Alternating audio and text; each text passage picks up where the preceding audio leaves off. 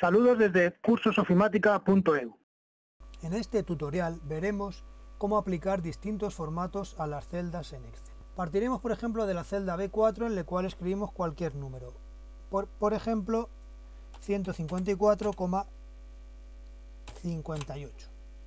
Bien, a ese número vamos a aplicarle en primer lugar el formato monetario. Eso es simplemente que aparezca el número con dos decimales, que ya los tiene, y además aparezca el símbolo de la moneda. En este caso aparecerá el símbolo de euro. Nos venimos aquí a la pestaña inicio, la sección número, y le aplicamos el formato monetario. Automáticamente nos aparece el símbolo de euro detrás del número. En este caso no ha añadido ni ha quitado decimales porque ya el número en cuestión, el número que yo había escrito, tenía dos decimales. Si escribimos ahora otro número, por ejemplo 52, que no tiene ningún decimal, si yo le doy al formato monetario, automáticamente me lo convierte en 52, con dos ceros y el simbolito de euro. Podemos hacer lo mismo con un número con más decimales, por ejemplo 125,364. Si yo a ese número le aplico el formato monetario, automáticamente me redondea a los dos decimales. Y digo me redondea y no me quita un decimal porque lo que hace precisamente es eso, es redondear. En este caso el número es 125,364. Al redondearlo a tener dos decimales, elimina el 4 por ser menor de 5, pero si yo tuviera 125,365, al redondearlo a formato monetario, me lo colocaría como 125,37, es decir, el formato monetario no elimina decimales, sino que redondea a dos decimales. Pasamos al siguiente formato, que es el formato porcentaje.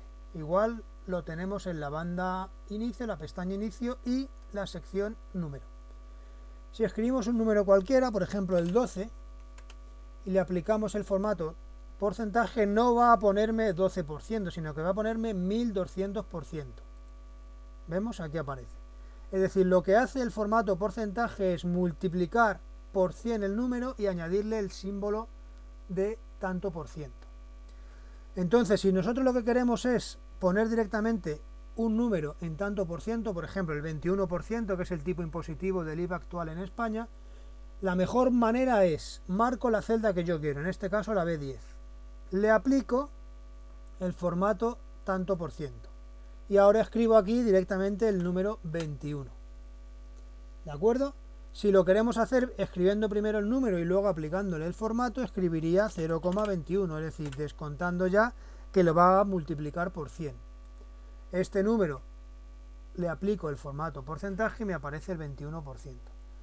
Si yo lo que quiero es saber qué porcentaje representa una cantidad sobre otra, por ejemplo el 4 sobre el 10, que representa el 40%, lo que hago es divido el 4 entre el 10, me da 0,4, pues a este valor de 0,4 le aplico el formato porcentaje.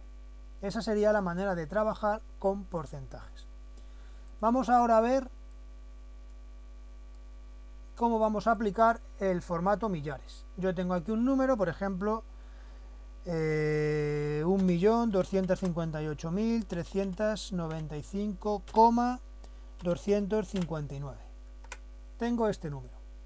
Automáticamente me lo pone sin separador de millares, es decir, sin punto separando los miles y con dos decimales. La selecciono y me vengo a formato millares. Automáticamente vemos que han ocurrido tres cosas. Bueno, en realidad dos cosas en este caso.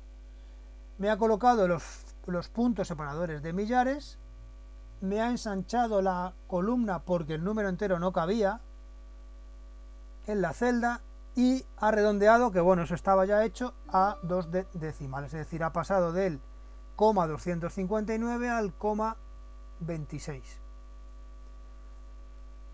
Igual que hemos hablado antes en el formato monetario, no es que me quite un decimal, sino que lo que hace es que me redondea a dos decimales. Si sobre este mismo número yo trabajo con las siguientes dos opciones, con el formato aumentar decimales y el formato disminuir decimales, que hacen exactamente lo mismo con los decimales que hacía el formato monetario y el formato millar, es decir, redondea los decimales, repetimos, redondea los decimales, no es que los quite. Bien, si yo aquí le doy a añadir decimales, automáticamente aparece el 9, es decir, el número tal cual era, 259.